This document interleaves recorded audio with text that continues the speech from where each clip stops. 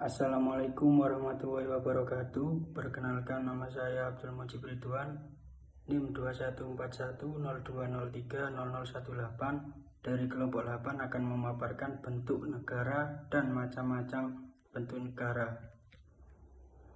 Bentuk negara.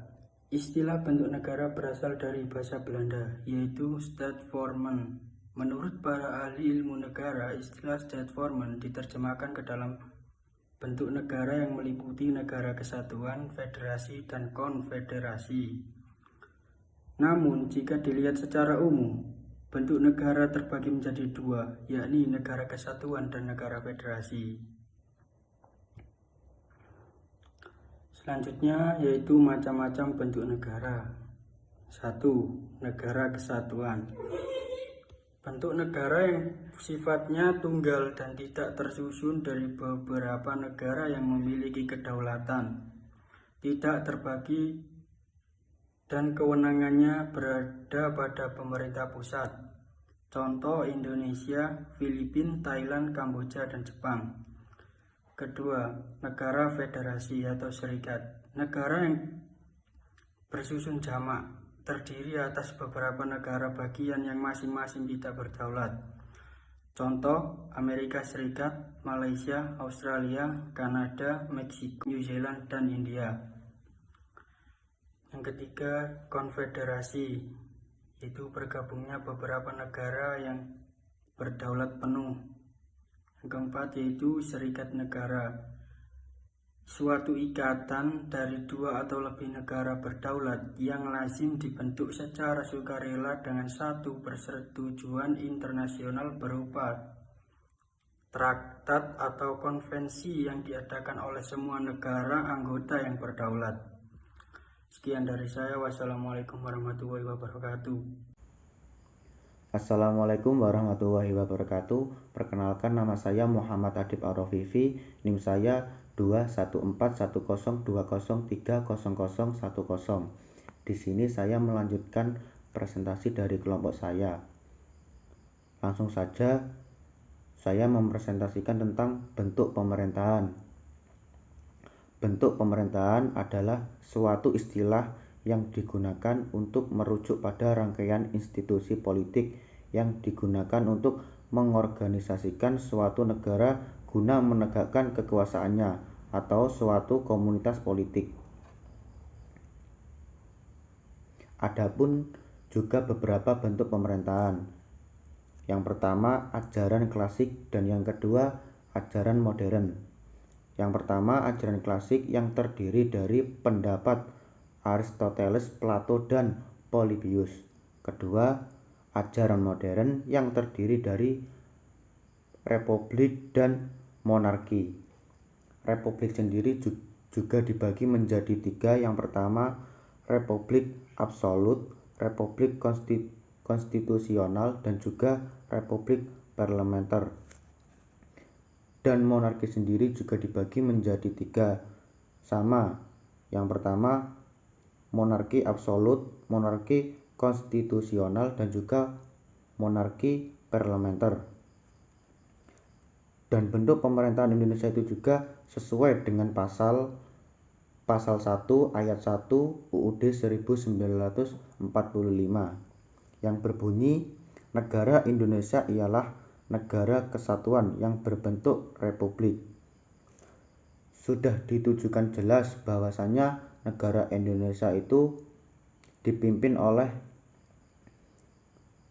presiden, bukan seorang raja. Mungkin itu saja presentasi dari saya, kurang lebihnya mohon maaf. Assalamualaikum warahmatullahi wabarakatuh. Assalamualaikum warahmatullahi wabarakatuh. Perkenalkan, nama saya Nurinda Fajia Tusaini, NIM 212102030097, yang akan mempresentasikan sistem pemerintahan di Indonesia. Sistem pemerintahan merupakan gabungan dari dua istilah, yaitu sistem dan pemerintahan. Sistem adalah suatu keseluruhan yang terdiri dari beberapa bagian yang mempunyai hubungan fungsional. Sedangkan pengertian pemerintahan adalah perbuatan pemerintah yang dilakukan oleh badan-badan legislatif, eksekutif, dan yudikatif di suatu negara dalam rangka mencapai tujuan penyelenggaraan negara. Sistem pemerintahan di Indonesia ada dua, yaitu sistem presidensial dan sistem parlementer. Sistem presidensial atau presidensil merupakan sistem pemerintahan negara republik di mana kekuasaan eksekutif dipilih melalui pemilu dan terpisah dengan kekuasaan legislatif. Ciri-ciri pemerintahan presidensial atau presidensil yaitu 1. Dikepalai oleh seorang presiden. 2. Kekuasaan eksekutif presiden diangkat berdasarkan demokrasi. 3. Presiden memiliki hak istimewa untuk mengangkat dan memberhentikan menteri-menterinya. 4. Menteri-menteri hanya bertanggung jawab kepada kekuasaan eksekutif, bukan kepada kekuasaan legislatif. 5. Kekuasaan eksekutif tidak bertanggung jawab kepada kekuasaan legislatif. 6. Kekuasaan eksekutif tidak dapat dijatuhkan oleh kekuasaan legislatif. Kelebihan sistem pemerintahan presidensial. 1. Badan eksekutif lebih stabil kedudukannya. 2. Masa jabatan badan eksekutif lebih jelas dengan jangka waktu tertentu.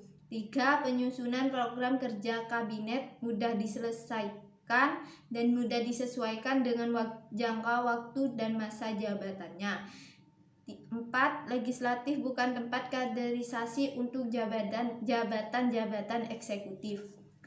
Kekurangan sistem pemerintahan presidensial. 1. Kekuasaan eksekutif di luar pengawasan langsung legislatif sehingga dapat menciptakan kekuasaan mutlak. 2. Sistem pertanggungjawaban kurang jelas. 3. Pembuatan keputusan atau kebijakan publik umumnya berhasil tawar-menawar antara eksekutif dan legislatif sehingga dapat terjadi keputusan tidak tegas.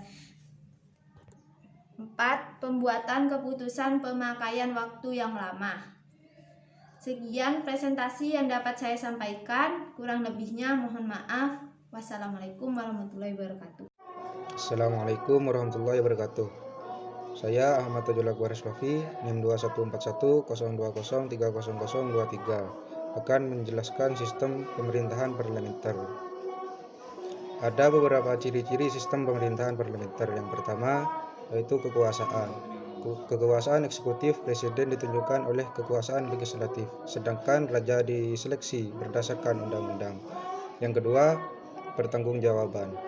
Kekuasaan eksekutif dan menteri-menteri bertanggung jawab kepada kekuasaan legislatif. Yang ketiga yaitu pemimpin. Dikepalai oleh Perdana Menteri sebagai kepala pemerintah dan presiden atau raja sebagai kepala negara. Yang keempat, hak prerogatif. Perdana Menteri memiliki hak prerogatif istimewa untuk mengangkat dan memberhentikan menteri-menteri yang memimpin departemen maupun non-departemen. Yang terakhir yaitu masa kekuasaan. Kekuasaan eksekutif dapat digulingkan sewaktu-waktu oleh legislatif. Kelebihan sistem parlementer yaitu ada 3. Pertama, tanggung jawab. Garis tanggung jawab dalam pembuatan serta pelaksanaan kebijakan publik jelas. Yang kedua, kebijakan. Pembuatan kebijakan dapat ditangani dengan cepat karena mudah terjadi penyesuaian pendapat antara eksekutif dan legislatif, dikarenakan oleh kekuasaan eksekutif dan legislatif berada pada suatu partai atau koalisi partai. Yang ketiga yaitu pengawasan. Adanya pengawasan yang kuat dari parlemen terhadap kabinet, sehingga kabinet menjadi berhati-hati dalam menjalankan pemerintah. Dan yang terakhir yaitu kekurangan sistem pemerintahan parlementer, yaitu ada 4. Yang pertama, kedudukan jabatan. Kedudukan badan eksekutif atau kabinet sangat tergantung pada mayoritas dukungan parlemen, sehingga sewaktu-waktu kabinet dapat dijatuhkan oleh parlemen. Yang kedua, kaderisasi jabatan. Parlemen dapat menjadi tempat kaderisasi bagi jabatan-jabatan eksekutif. Pengalaman mereka menjadi anggota parlemen dimanfaatkan dan menjadi bekal penting untuk menjadi menteri atau jabatan eksekutif lainnya. Dan yang ketiga yaitu masa jabatan. Kelangsungan kedudukan badan eksekutif atau kabinet tidak bisa ditentukan berakhir sesuai dengan masa jabatan karena sewaktu-waktu kabinet dapat bubar. Yang terakhir yaitu kendali kekuasaan kabinet dapat mengendalikan parlemen. Hal ini terjadi apabila para anggota kabinet adalah anggota parlemen yang berasal dari partai mayoritas. Karena pengaruh mereka yang sangat besar di parlemen dan partai, anggota kabinet dapat menguasai parlemen. Baik, sekian dari saya. Wassalamualaikum warahmatullahi wabarakatuh. Nah, oke, untuk yang selanjutnya mengenai bentuk dan sistem pemerintahan Indonesia. Yang pertama yakni mengenai bentuk negara Indonesia, diatur dalam pasal 1 ayat 1 yang berbunyi bahwa negara Indonesia adalah negara kesatuan yang berbentuk republik. Hal ini juga diperkuat dalam pasal lain, yakni seperti pasal 18 ayat 1, pasal 18b ayat 2, pasal 25 dan pasal 37 ayat 5. Kesepakatan MPR juga memperkuat hal tersebut, yakni dengan tidak mengubah pembukaan Undang-Undang Dasar 1945 dan tetap mempertahankan NKRI sebagai bentuk final dari bangsa Indonesia. Yang selanjutnya yakni mengenai bentuk pemerintahan negara Indonesia. Hal ini juga diatur dalam pasal 1 ayat 1, yakni negara Indonesia ialah negara kesatuan yang berbentuk republik. Jadi sudah jelas bahwa Indonesia berbentuk republik dan dipimpin oleh seorang presiden, bukan seorang raja. Dalam sistem pemerintahan Indonesia ini, pasal 1 ayat 1 dijelaskan dalam pasal tersebut bahwa sistem pemerintahan Indonesia adalah republik, sehingga dengan sistem pemerintahan presidensial. Selain itu, pemerintahan Indonesia juga menerapkan asas demokrasi. Pemerintahan negara berdasarkan pada asas demokrasi Pancasila. Kekuasaan eksekutif dipilih secara langsung melalui pemilihan umum dan terpisah dari kekuasaan legislatif. Selanjutnya, dalam pemerintahan Indonesia juga menerapkan sistem desentralisasi.